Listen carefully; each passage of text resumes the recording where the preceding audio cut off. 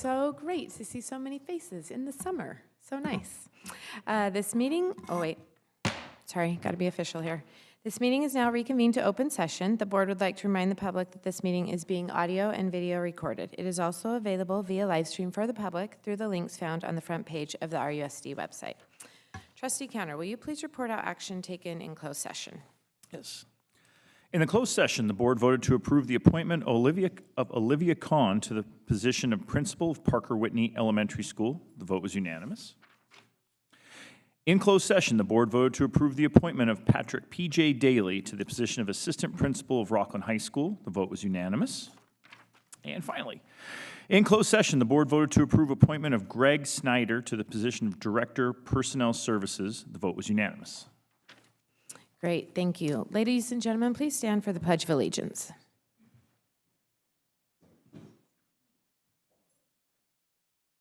I pledge allegiance to the flag of the United States of America and to the republic for which it stands, one nation, under God, indivisible, with liberty and justice for all.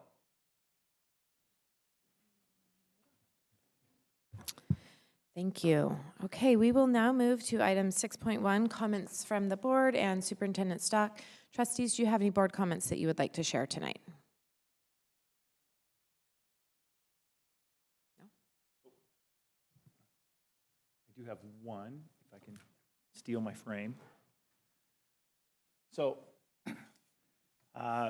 kids, let's see, our students in the CT program at Whitney High School, bidder program, they put together, and they did this for Sierra Elementary. So they made the frames. These are the exhibition shirts.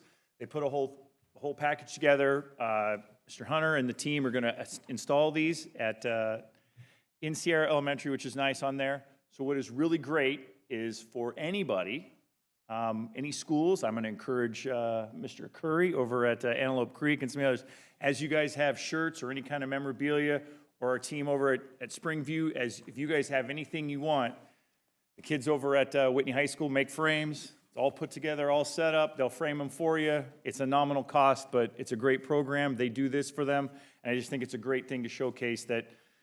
And it was actually interesting. There was kids from Sierra Elementary that are in Whitney High School that are in the bidder program that actually made these, so you're kind of giving back. But I just think it was a really neat thing that they did, really cool and a great opportunity. So as we have shirts created, I got a place that can frame them, and it's in our district. So thank you, thank you. Thank you. Do you have anything? Okay, go ahead.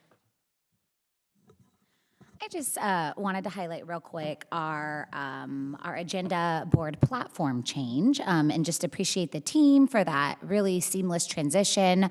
For those listening in, if you go to the website to click on to find the agenda for board meetings, you will notice there's a new platform. It's much more user-friendly. I know I've spoken with many community members over the last few years of how difficult it was at times to access the agenda. And this new user-friendly platform, I tested it both as a board member, but also just as a general parent, what it would feel like and look like going through the website. And I just wanted to appreciate the team for making those changes really in a timely way, but just also acknowledge for the community and the notes that we do have a new board platform for our agendas. It's called Diligent, and it's easily accessible, linked both on our website, and then I believe also it's connected with the live stream. Is that correct? Okay, but they'll be able to access it on our social media channels, or I'll direct them to the website, correct? Perfect. Okay. Well, thank you for that. And then also just always want to highlight, as we head into summer, just again, appreciation for staff that are getting a much deserved break, but also just acknowledging the many staff that are on our campuses still as we have students working on achieving some credits. I just want to appreciate our summer school staff and many of our CSEA partners as well that are out on our campuses and working on some of those much needed projects. Really appreciate that. Okay, I also was on campus this week, and I was on too, and just they're still buzzing. All those summer school kids are there, and I appreciate those employees. It was so great. All three of our high school graduations were well attended, and such great celebrations of our students and what the bright futures that they have. So that was great. Always my favorite part of the year. In addition, I wanted to give a shout out to Ryan Johnson and his tech team, if you can hear me in there, Ryan. The email that you provided at the beginning of the month for teachers and staff about all of the projects that are currently in progress and the projects planned for the summer. You know, technology affects every single staff member, and so I just really appreciate all the efforts that you're going to communicate the things that you're working on that affect everyone. And in addition, I was really excited to see us looking to add another elective to Springview with using Prop 28 money to have a digital media class if we can find a teacher. And I was in a CSBA meeting today with other board presidents, and everyone is struggling to find teachers, but let's hope that we can find somebody and we can use that money appropriately. And last, we have some exciting things happening this summer in our facilities. Rocklin High School is getting a sand volleyball court, or do they call it a pit? I'm not sure. Pit, yeah. So that's exciting. And then I know you've got a lot of other projects happening, including at Springview, an exterior stucco project, and lots of great things. So appreciate all of our facilities team out there, hopefully not in many days as hot as today, but thank you for the good work. Superintendent Stock, do you have any comments you'd like to share? Just again acknowledge that at Quarry Trail we have about 500 students that are in extended school year in our ELOP program and other various learning activities, and about 300 at Rocklin High School in credit recovery, and just thank all the staff that want to, you know, again, use that summertime to continue to serve students. In addition to the outstanding graduations, there were outstanding promotions at our middle school. I had the pleasure of attending one at Springview, and again, just done with such a wonderful way. We also wanted to just acknowledge that we are still taking registrations, even though our school offices are closing a little bit for the summer, that we are available 24 hours a day, 7 days a week online to register your child. We also have our district office open receiving registrations. So again, encourage, if you know anybody looking to register, they do so as quickly as they can. And also want to acknowledge Georgia Navarre and Inglis, who have been really key in helping us transition that board platform and to make it as user-friendly for all of us and for our community as well. And so express our appreciation. I had one more specific shout out I wanted to do. I was just so appreciative, and it was exciting to see the new playground at Rocklin Elementary, and thank you for following up on that. I know that's been a desire not only from staff, and I've heard it through the community, but also that the board has acknowledged. And so as a result of some of those conversations, it was really great to see that action taken and to see the beautiful new playground in progress. And so thank you for that, Craig, and your entire team. I just wanted to shout out. It looks beautiful, and I'm excited to see as those continue to get added to some of the other campuses as well. I do think it's a really important piece of equipment for our students that use it every day, and so really appreciative of the time sensitivity to try to get that done so they could have access to it at the beginning of this next school year. Thank you. Okay, we'll now move to item 7, consent calendar. All matters listed under the consent calendar are to be considered routine and will be enacted by one motion followed by a roll call vote. There will be no separate discussion of these items unless the Board of Trustees requests specific items to be removed from the consent calendar for separate discussion and action. Any items removed will be voted upon following the motion to approve the consent calendar. Do any trustees wish to remove an item from the consent calendar for separate discussion and action? Okay, seeing none, is there a motion to approve consent agenda items? So moved. First by Trustee Sutherland. Second. Second by Trustee Counter. Georgia, will you please call the roll? Tiffany Sadoff, Yes. Derek Counter, Yes. Michelle Sutherland, Yes. Rochelle Price. Yes, thank you. Motion passes. Now to item 8.1, action on the RUSD 2025-2026 Local Control and Accountability Plan. Hannah Anderson, Director, Innovation and School Programs. Welcome. Thank you. Good evening, President Price, trustees, Superintendent Stock. Education Services staff presented the draft 2025-26 LCAP for public hearing on May 28, 2025. This draft includes the budget overview for parents, LCAP for the 25-26 school year, annual update, budget tables, and metrics at a glance appendix. Since this time, no substantive changes have been made. This evening, staff are here to answer any questions and request action on the adoption of the 25-26 RUSD Local Control and Accountability Plan. Thank you. Thank you so much. Are there any board comments or questions? Okay, we don't have any public comment on this item as well. So is there a motion to approve the RUSD 2025-26 Local Control and Accountability Plan? So moved. First by trustee Sutherland. Is there a Second. second? Second by trustee Sadoff. Georgia, will you please call the roll? Tiffany Sadoff, Yes. Derek Counter, Yes. Michelle Sutherland, Yes. Rochelle Price. Yes, motion passes. Thank you. Thanks for all your work on that. Appreciate it. Okay, Jennifer Stahlheber, Deputy Superintendent, Business and Operations, will you please report on item 8.2, the 2025-26 budget and annual certification for workers' compensation claims? Good evening, President Price, Trustee, Superintendent Stock. A public hearing was held on May 28th, 25, along with presentation of the proposed 2025 budget and information regarding the estimated accrued but unfunded cost of workers' compensation claims. Typically, tonight we would be asking you to adopt that and no other action, but because we had some other changes, on that same evening, the board approved a resolution that added a stabilization agreement, which goes into our committed funds in the amount of 3%. They also approved one-time fund expenditure of $7.15 million for safety, 1.5 coming off of that, off the top of those funds for safety improvements, and the rest going out to sites for facility upgrades and improvements. So tonight I'm going to share with you a very small version of the PowerPoint that was shared before with the updates. And this shows you that we're at the second part of the adoption for our budget and LCAP. This is our general fund summary, and if you had the previous version in front of you, you would see that the committed amount has increased significantly, and the unassigned reserve for economic uncertainty has decreased. And that percentage is now sitting at 5.82 projected for the 25-26 year, and that's because we have more funds sitting in the committed line. This slide illustrates the amounts that are sitting in that committed amount along with our assignments. And in there, you can see that we did remove some commitments. So the commitment that was for deficit spending mitigation was removed because we now have a stabilization agreement in the amount of 3%.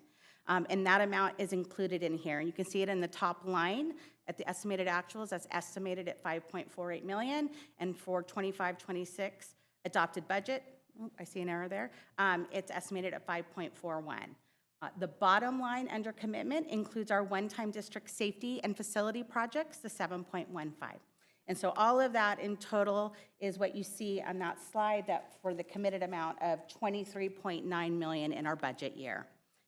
There were no other changes made other than the removal of the one item and the addition of the two. When we take that and we push that out into our multi-year projection, you can see what that does with our projected expenditures. And so in revenues, we have some deficit spending in future years. A majority of that is a result of categorical restricted dollars being spent in future years. But you can see that that unassigned and uncommitted amount decreases in those out years in the MYP.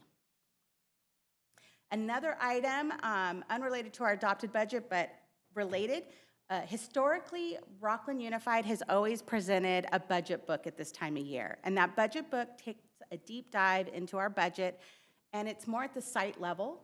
It gives our FTE for the district, which is our full-time equivalent for our staff and employees. And it also breaks out site budgets for the funds that we pass through that are unrestricted discretionary dollars. This information is not typically shared at this level at all districts. I've been at several, and we've never had a budget book that shared this much information. And so I really wanted to highlight that this year, that this is information we provide every year and have been doing for many years. And I don't know if everyone realized that this is available, but we also post it on our public website. So I just wanted to really highlight that we provide this information. I think it really exemplifies the level of transparency we have with our community and with all of the stakeholders. And so I just wanted to talk a little bit about that. So you see site information, some program information, and some department information. There's information regarding all staffing and changes when compared to the 24-25 year. And then that really kind of encapsulates all of those expenditures in the general fund. And this is a more user-friendly version compared to the documents that the state requires us to use, which I think for the layman probably just feels overwhelming and they don't really know what they're looking at. So the fact that we provide this and have done it for many years, I think is a really great thing. I know when I wanted to apply for Rocklin Unified, the first thing I did was go out to your website. I actually read through this book, and it helped me immensely, I felt, when I came in and interviewed. I felt like I really knew the sites. I knew their names. You know, I knew when they were created and formed. I knew the history of Rocklin Unified. So I just think it's a good thing I wanted to highlight. This is just a little bit more information that's included in the book. So you can see we have a Meet the Board. So a community member maybe that doesn't know or is new could open up that book and they would see all of our board members.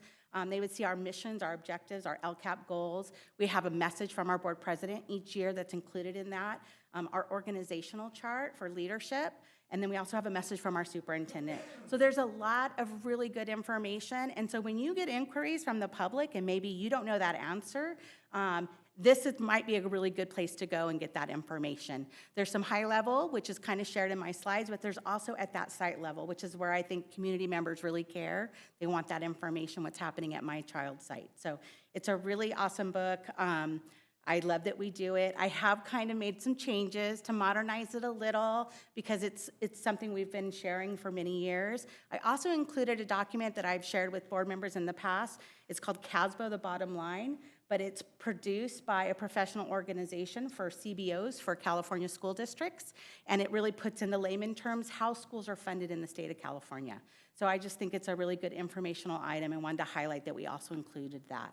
We also have a glossary of terms and acronyms. So anyone who works in education knows we use a lot of acronyms, and we try not to do that, but if those folks who are listening sometimes hear them and don't know what it is, they can go into this glossary of terms and acronyms and figure it out. This is fantastic. Thanks for showing us that. How many pages about is it? Ooh, it's like 100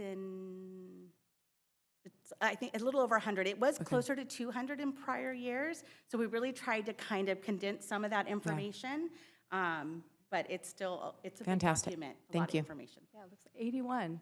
Oh, it's 81 now? Super Oh, okay. approachable. Nice, yeah. It's been a week since I finished my review of it, so thank you. Next steps, we're going to, once the budget is approved, we will submit it to Placer County of Education, which is required for their review and approval. We will stay tuned for the final state budget, which will come out hopefully in June, and then we will attend the School Services of California Finance Conference in July. And then if there are any material changes that come out as a result of the final budget, we will provide a 45-day budget revision. We'll present it to the board and we'll provide it to the public, and then we'll be back in September for unaudited actuals. And then just one more time, I want to express my thanks and gratitude for everyone who's part of budget development, which is pretty much everyone. True, touches everyone. Okay. Thank you so much. Are there any board comments or questions? No? Okay, great. Thank you for all of your time on that. Is there a motion to approve the 2025-26 budget and annual certification for worker? Oh, goodness. So moved. Hold on one second. Let me see here. Yes, for workers' compensation claim. I don't think that that's the right. Is that the wording, what it's supposed to be on the item? Yeah, it's for the adopted budget and the, let me look at the actual wording. Yeah, it's for the 25-26 budget and the annual certification regarding self-insured workers' compensation claims. Okay, I read that before, and I apologize I didn't catch that. What part of that is for workers' compensation claims? It's just one included in all of it? items that is included in the state-required documents. It's its own certification that we just fill out every single year, and so when we bring the budget, this has been included historically as part of the title of the document. Okay. Other districts, we haven't included that, but just to be consistent, we included that, but it is one of those. I missed it the first time I read it, so now we're good. Is there a motion to approve the 2025-26 budget and annual certification for workers' compensation claim? So moved. First by Trustee Counter, Second. second by Trustee Sutherland. Georgia, will you please call the roll? Tiffany Sadoff. Yes. Derek Counter. Yes. Michelle Sutherland. Yes. Rochelle Price. Yes, motion passes. Thank you so much. Okay, item 8.3, we'll now ask Craig Rouse, Senior Director of Facilities Maintenance and Operations. Would you please present the resolution 242534 authorizing contract with Carrier Commercial Service for the Phase 2 rooftop HVAC replacement project? A mouthful. Good evening, President Price, Board of Trustees, Superintendent Stock. Before I jump into this resolution, I'd like to give a quick update on Phase 1 that's currently ongoing. So through the direction and approval of the board, last June, you approved Phase 1 of the HVAC replacement project, and that was at projects at Breen Elementary, Twin Oaks, Granite Oaks Middle School, Springview Middle School, and Antelope Creek. So to date, Breen has been completed. Carrier came in over the spring break, and they were able to complete Breen Elementary over the spring break in those 5 days that we were off. With that, the way that they've rolled that out and were able to complete that, we felt confident to move forward with this summer's work. So as we got into this summer, they have completed Twin Oaks. They're now doing the commissioning. And I believe the crane is coming tomorrow at Granite Oaks Middle School. We'll have a couple of cranes out there Thursday, Friday, and all the units at Granite Oaks Middle School will be set. And then they're going to go on to finish Springview and Antelope Creek. So just a really good rollout of this project. And we're here because you guys let us start early. So the pre-planning that we had in June to purchase this equipment allowed Carrier and their subcontractors to get ready for the summer work and take on this large task of work. So thank you for that. So as we go into item 8.3, so this is identified in the 2018 Facilities Master Plan, and we updated it in 2024. We found that many of our HVAC units were way past their life cycle. And so this year for Phase 2, we're recommending bringing forward 32 HVAC units at Sierra Elementary School, 40 at Valley View, 11 at Victory High School, 25 at Parker Whitney, 3 rooftop units at Rocklin High School, 4 HVAC units at Rocklin Elementary, the Clark Dominguez Gym. So these units were identified back in 2018 and 24, and this will be funded through the Capitals Facility Program that you guys approved last year. So with that, staff is recommending a motion to take action on Resolution 242534 regarding the approval of Carrier Commercial Service Contract for the Phase 2 HVAC rooftop replacement project. Thank you so much. Is there any, are there any board comments or questions? Yeah, so this is buying units, installing units. This is the whole thing. So removal, installation. Correct. Okay. Yeah. Perfect. Anybody else? Okay, is there a motion to approve Resolution 242534, authorizing contract with Carrier Commercial Services for the Phase 2 rooftop HVAC replacement project? So moved. First by Trustee Sadoff, Second. second by Trustee Sutherland. Georgia, will you please call the roll? Tiffany Sadoff, Yes. Derek Counter, Yes. Michelle Sutherland, Yes. Rochelle Price. Yes, motion passes. Thank you so much. Jennifer, we'll now ask you to return and present Resolution 242530, approving tax reports for fiscal year 2526 and levying and apportioning the special tax for fiscal year 2526 for Community Facilities District CFD numbers 1, 2, and 3. Good evening again. Annually, to levy and collect the special taxes to meet bond obligations for the community facility districts, a special tax requirement review and calculation must be performed to determine special tax revenues for each CFD presented in a special tax report. This evening, we have brought that forward and asked for action by the board. Thank you so much. Are there any board comments or questions? Is it it's the same amount per CFD, or there's a varying amount per CFD? It varies based on how many units we have for single and multi-family, and then also based on the debt obligation for the upcoming year, and then any subsequent like late payments that have been received that are, so there's a lot that goes into the calculation based on activity and changes in the housing. Okay. Great, thank you. Is there a motion to approve Resolution 242530, approving tax reports for fiscal year 2526 and levying and apportioning the special tax for fiscal years 2526 for Community Facilities District numbers 1, 2, and 3? So moved. First by Trustee Sutherland, Second? second by Trustee Counter. Georgia, will you please call the roll? Tiffany Sadoff, Yes. Derek Counter, Yes. Michelle Sutherland, Yes. Rochelle Price. Yes, motion passes. Okay, Jennifer, thank you. Please continue presenting the feasibility survey for financing school facility needs. So good evening again. Tonight we're going to discuss feasibility survey for financing school facility needs. We're going to talk about recent efforts that the board has taken to address our facility needs, how our school facility needs financed in California, some of our finance history, some of the conversations we've had at the board facility subcommittee meetings, and then next steps. So our board has taken some significant actions recently in the last several years to provide some improvements to facilities. On May 15th, 2024, you all approved the facilities master plan, which included $58 million in projects, one of which we were just discussing, the HVAC.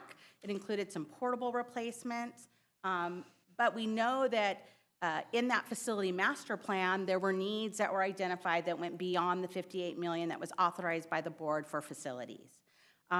We've also had some modernization and enhancements throughout our sites that exceed the annual 3%.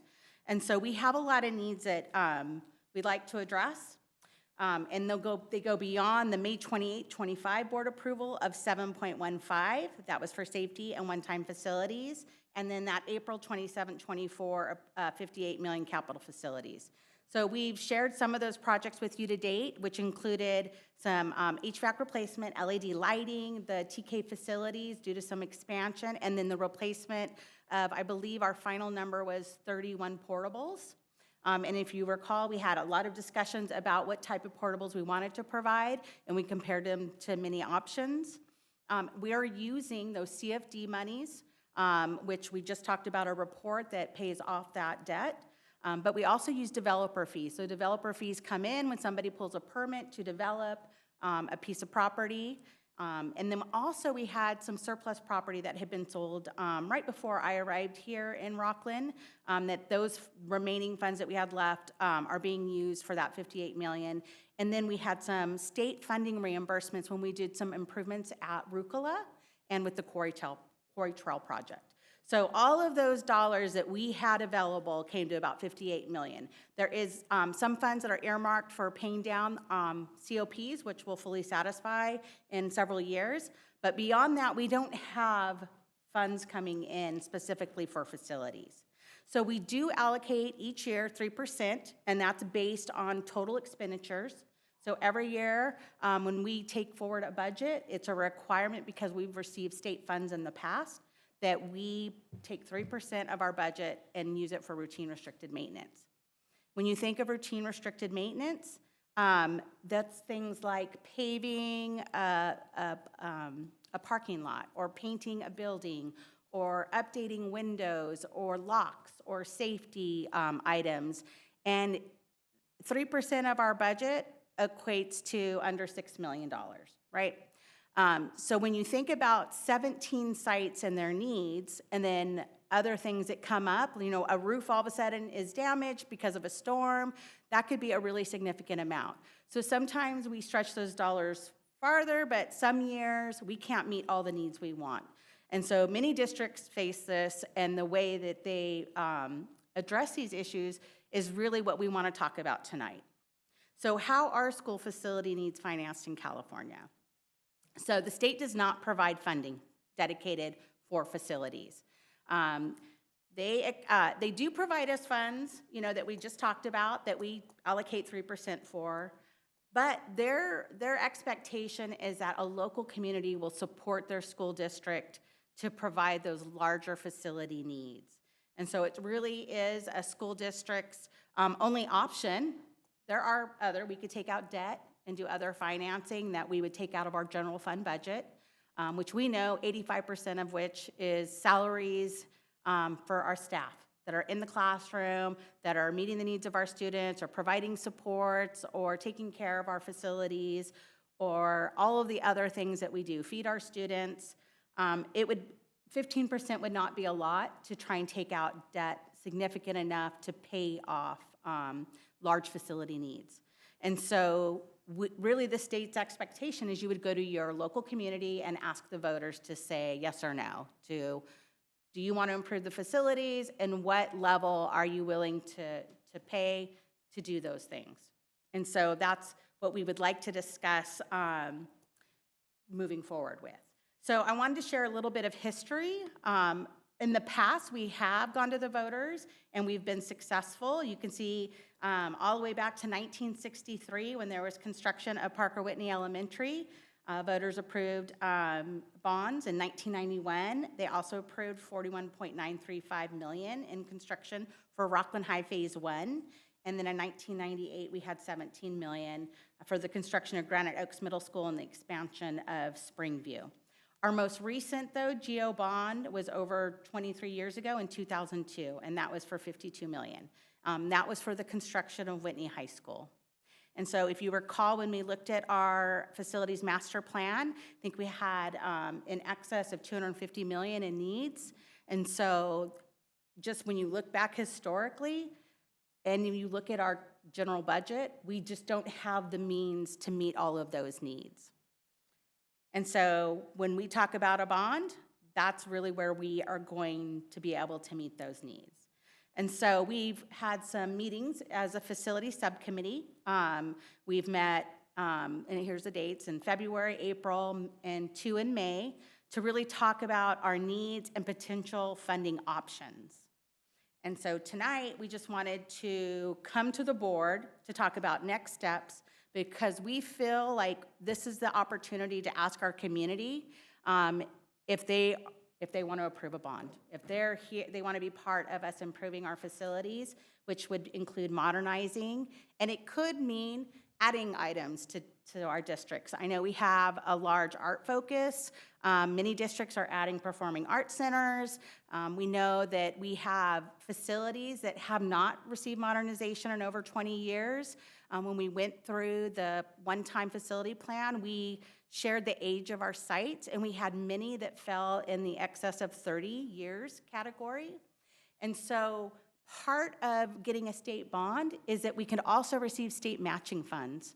And so particularly for our older sites that have never accessed modernization funds, we have eligibility that's sitting out there that we cannot access without bringing funds that we match. And so because our general fund is so tight, we know a bond would be the best vehicle to access those funds and to get the state to contribute some towards modernization. So that's really my goal tonight.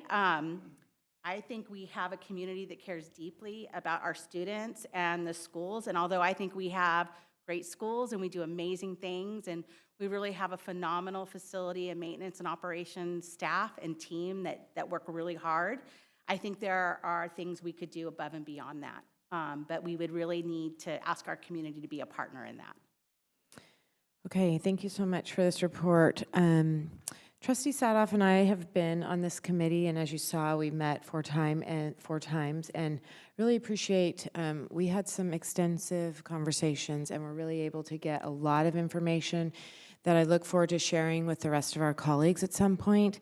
I appreciate this process a lot. You know, as we look at this as just an item for a survey, what is the cost on that survey? Anywhere between $25,000 and $35,000. Okay, and so I just want to be clear that that is not money that can be used for salaries or for books. That comes out of a separate fund. Right, we would use that out of our facilities funds. Okay. I really think that that's a minimal cost, considering, you know, the huge investment we've made of $58 million last year, $7 million this year. It seems like a reasonable minimal cost to see where our community is at with that, but I welcome any board comments or questions. I agree. I do feel, you know, very pleased with all of the efforts that facilities that you all are doing to make these improvements. I'm, you know, really proud of what we have done as a board to use the resources that we have to make the most of that. You know, I think we had a lot of discussion around that time. The $58 million, that doesn't regenerate. You know, we used it, and I think made some really wise decisions. But I agree. I think, like you said, our schools are excellent. Our teachers are excellent. A lot of families come here for the schools, and it's important that the schools provide a safe comfortable learning environment with all of the tools that they need to be successful in 2025 and beyond. And I am also in agreement that the cost to do this and to really just see, you know, what the temperature in the community is on doing something like this. I appreciate the context of the history of when bonds have been approved in the past. Kind of the timeline makes sense to me. So yeah, I really appreciate all of the information.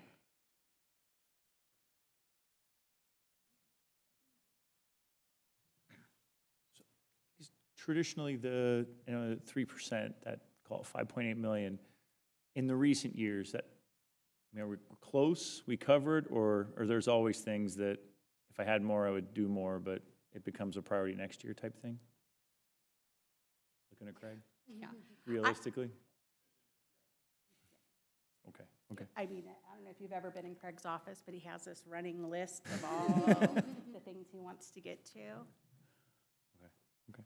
And then, from a $30,000 survey standpoint, this is just, as Michelle was saying, just getting the temperature, understanding it, seeing yay, nay, pro, con.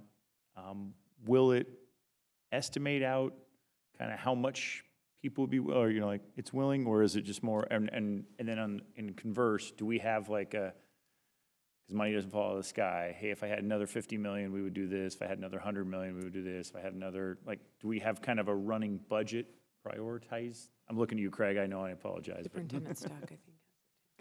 Yeah, and what this survey would do, and the last time we did a survey like this, I think was 2018, and really what it does is it gives us a perception of what people in the community, and a survey like this is done is to kind of like, to likely voters, because that's who would look at this, and it's around what the perception of facilities are, what the perception of needs, and then it does, I kind of say, test different levels of willingness to support for facilities. So there is different levels, so that what the information the board would receive back is what the perception in the community of our facilities is, what potential willingness to support a measure in different dollar amounts, so that we get a sense of what the threshold would be. And then it also would give us information, because before the board were to, far before the board would consider any action for anything before the voters in future years, whether that be 26, 28, whenever, would really want to see where we're at. Because to me, this is a first step in just checking in. We haven't checked in with our community on this, and that it gives data to the board to make future decisions. It doesn't obligate the board in any way to make any particular decision, but it just gives us updated information for the board to make future decisions. All right, thank you. So then, Go sorry. ahead. So then if we approve to kind of do this poll of the community, beyond that point, do we get additional information as to the contents of that poll? Is that handled by the facilities subcommittee? What's kind of the next? One thing, and just one thing, it would be that we would ideally do a survey, and again, this is a sample size. It's not like every person in the community is asked. It's a sample that statistically is valid. We would want to potentially look at maybe bringing in the person doing that survey to the board, like in maybe a study session, and we did contact just as a reference point that, like, for example, we could look at the September 3rd board meeting and have an early twilight study session, like 4 to 5, 30, just to allow the board to ask those questions, understand before anything goes out, so that way you, all 5 of you would have a chance to have some dialogue, understand that, and get questions answered, and then surveys conducted, and then report back to the board. Typically, probably around October, we could report back. And then you talked about state financing or state money. Just making up numbers. If we were to get, I'll just make it up, call it 50 million, for whatever reason, does the state then, what would their percentage be? When do we get that? Or is it one of those, you're eligible after all of it's paid? Because I don't think, and I know there's some rules around it. It's not like it's free money you have to kind of spend to get, so. Yeah. And some of it would be based on the projects, where they were at. Are they at a site that has eligibility for state funds? And there's a lot of new measures in the most recent bond that was passed at the state level. And they, in the past, it was kind of an equal playing field.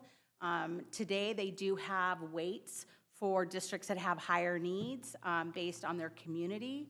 And so that's one of the components they look at. They also look at the age of the facilities as a component. So there's a lot that goes into it. And yes, we would have to spend the funds first and then wait to be reimbursed because the state, has had a long line, and every time they pass a bond, it's already spoken for people that have been in the queue looking for state funds. And so for us, as we do this work, we would just get in that queue. If that's what, Yeah, and I will say there are times when we built Quarry Trail, we estimated we would be 7 years in line waiting to get paid, and we were done within a couple years that we got the reimbursements back. So it's always hard to predict, but even if we were to go spend the dollars and say modernize a school and we create eligibility, we get in line, you don't lose your place in line. So and that's where Craig and his team have worked really skillfully to maximize our eligibility. And the magic numbers is at 25 years, 25 years you're eligible for modernization. And so most of our schools have hit that eligibility mark. And so theoretically, they've built this capacity of eligibility that we haven't tapped into. And so that would allow us to begin tapping into those dollars.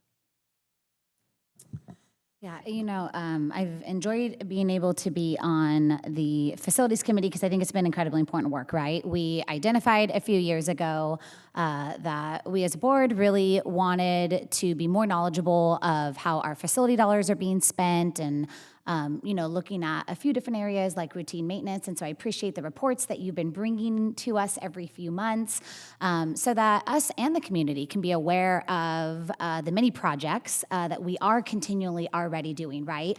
The reality is there's our routine maintenance projects, and then we have aging facilities. That routine maintenance is not going to fix, right? We're not going to be able to update 50-year-old, 60-year-old facilities on a routine maintenance budget. And so the reality is we've really had to get hard to work and try to figure out, are there other funding streams out there? And so I know that's really been a lot of the work of our facilities committee. We identified as a board with our stakeholders this facilities master plan that has hundreds of millions of dollars of need, right? And how are we going to fund that? And so we've worked really hard on the committee to look at what we can do now, where we can allocate dollars. And I know some of those have already been mentioned. Looking at our routine maintenance, stretching our one-time dollars that we have, but those were one-time dollars, right? And so we were able to allocate those dollars and set them aside and really maximize the effect of them by utilizing them on facility needs. But that's a small dent in really what we need to do for our aging campuses. And so I definitely support wanting to hear from our community more on this issue. I know this has been a priority of mine since I was elected. I want to make sure that every one of our students have access to high quality, safe campuses. It's incredibly important for our students, for our staff. The reality is now we're at a crossroads of saying, okay, we've tried to identify any state grants, any state dollars, but the reality is we're not necessarily looking at new construction now. We're looking at campuses that we're not seeing, new development in housing in those areas. And so we have these aging campuses, and where do we get the dollars to be able to update those campuses? So some of our campuses and some of our areas of our neighborhoods that they are consistent with some of our newer campuses. And so I do support that. I, of course, support trying to find any way to meet that need. I will just say philosophically where I struggle a little, right, is this concept of the state's responsibility and how much do we put on the taxpayer. And so I just philosophically struggle with that a little bit because I do think in many ways taxpayers are already overtaxed in many ways. And I would love to see the state better prioritize modernizing our campuses and updating aging facilities. And again, that's been the work of the facilities committee to try to do that. and for us to advocate for that. But now we run into this situation. And so I do want to hear from the committee or hear from the community supporting a feasibility survey, I think, is an opportunity to hear more, to say what are the priorities of our community and what is the threshold there. And so that I'd be interested in supporting tonight. But I do think it's important that we still continue to look at, we do have families on fixed incomes here in Rocklin. We do have families that in many ways are trying to make ends meet, that already give substantial dollars to the state that should be coming back to us for our schools. And so I am very sensitive to that and sensitive to the idea of going out for more of our community tax dollars to fund these needs. But I'm very open to hearing what our community says. And so for that, I do see myself being able to support the feasibility survey tonight. Anyone else? I think that's a good point, to be sensitive to that, and that was something that I had thought about going into this after seeing this on the agenda. Can you talk a little bit about kind of bonds that are in place right now, and kind of to speak on if bonds are ending, if they're, is a burden right now, and what that would look like in coming years? Yeah, our current GO bonds that were passed in 2002 were not passed under Prop 39. Prop 39 requires a lower threshold, and so many districts use that now when they take bonds out to their community members. But prior to that, if you passed bonds, you were required to get a 2/3 approval rating. Under Prop 39, you need a 55%. But with the 55% comes a cap on what you can tax the community. And so it would be capped at $60 per $100,000 of assessed value. So if you had $1 million home, you would have a $600 annual bill for your piece of that, over 2 payments, right? Because that's how we pay our property taxes.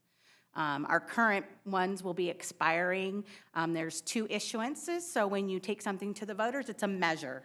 But because we're required to spend any issuance, which is when you sell those bonds, within 3 years, you do it in chunks that you can manage your projects. And so we have 2 issuances under the previous measure, and one of them expires and will be fully paid and satisfied in 2027, August of 2027. And the second measure will be fully satisfied in August of 2028. I brought in my own personal tax assessment and sat down with Jennifer and said, okay, this is what I'm paying. Here's my home value. This is what I'm paying. When will this come off? What would this look like for me personally? Because I want to be able to help explain to our community members. I 100% agree with you. Man, I wish there was another way. And I think we're going to continue to look for all the information that we can that will be helpful for our community. I hope that this survey will give us the information that we need. So, any other questions? Did you have something? Okay. Is there a motion to approve the feasibility survey for financing school facility needs? So moved. First by Trustee Sutherland. Second. Second by Trustee Counter. Georgia, will you please call the roll? Tiffany Sadoff, Yes. Derek Counter, Yes. Michelle Sutherland, Yes. Rochelle Price. Yes. Motion passes. Thank you. Thanks, President Jennifer. Price, before we move to the next item, if yeah. I could just, now that you've approved that and given direction, I'll be reaching out to see if the board's available for a short study session prior to the September 3rd board meeting, so that we don't inconvenience your calendars with an additional date, just so that the board could meet with the person doing that work, answer questions prior. So just kind of a note for your calendar. Georgia and I will be checking in via email to lock down that date and time so we can schedule the appropriate people. But just heads up on that. Thank you. Thank you. I think that would be beneficial. Okay, we will now open agenda item 9.1, public comment on non-agenda items. We want to remind everyone that this agenda item is to give anyone in attendance an opportunity to address the board on non-agenda items within the jurisdiction of the school district. The board is not permitted to deliberate or take action on non-agenda items, but may refer the matter to a staff member for follow-up. So we'll first invite up, and it looks like, I don't see that on my rules, it looks like first we'll have Joseph McLean. And second, we'll have Jamar Turner.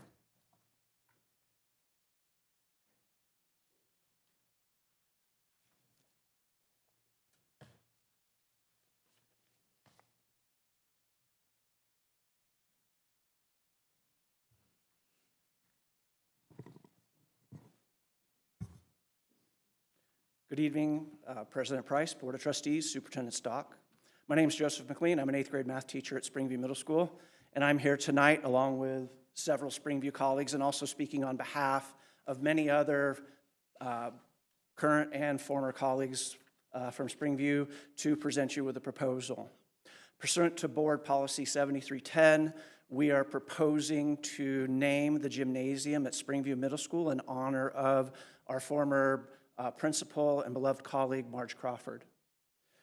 Marge had a long and illustrious career in Rocklin Unified, spanning 20 years, serving as the assistant principal and principal at Springview Middle School, then the district office as administrator of curriculum and instruction, and then deputy superintendent of education services. Sadly, she passed in 2019. For those of us who were fortunate enough to work for Marge and with Marge, she'll forever be remembered as the heart and soul of Springview. Marge understood middle school students. Marge understood how to build a culture that empowered students and staff. Marge was tough, had high standards, and demanded the best from everyone, all while living by her credo to treat everyone with dignity and regard in all circumstances. Marge expected the best from us and nurtured a school culture that allowed us to find our best as individual educators and, more importantly, as a team. Her influence lives on at Springview even today, as evidenced by the positive staff culture and highly collaborative staff you see there today.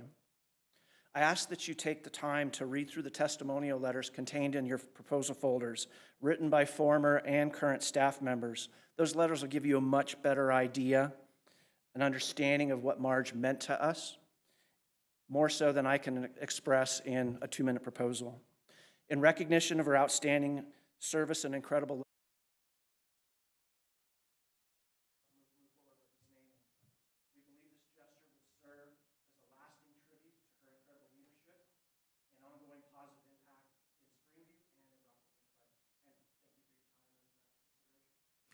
Thank you so much. Thank you for coming. That was a beautiful tribute to her, and it's very clear that her impact is still being felt. I'm sure she would appreciate hearing that, and we look forward to looking through what you've shared with us. And then Superintendent Stock, can you look into this and bring us some information back to the board?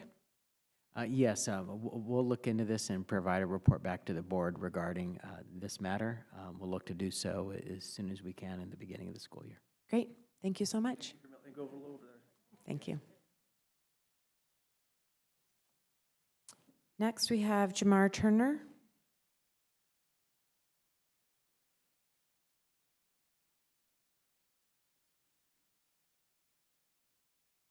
Good evening, members of the board, superintendent, president. My name is Jamar Turner, and I'm the founder of Love I Am, a community media agency out of Sacramento, California.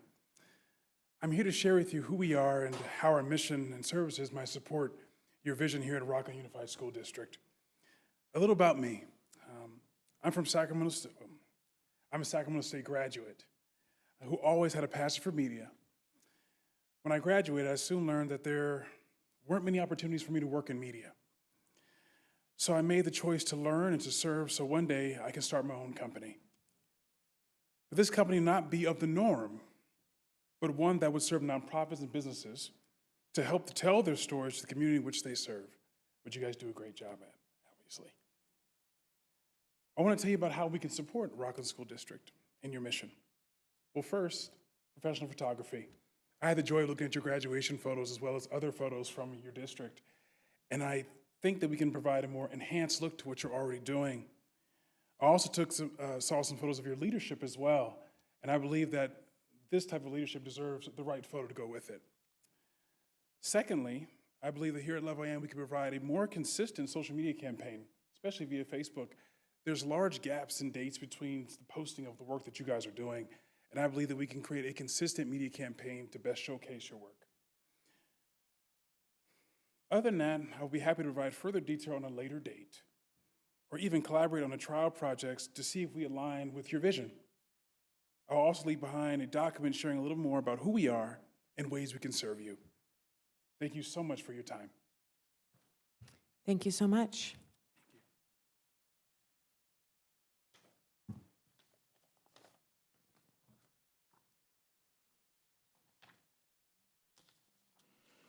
Okay, item 10, our board bylaws require 2 trustees to place an item on the agenda. Trustees, do you have any items to discuss or consideration on the pending agenda? Okay, seeing none, the meeting is now adjourned.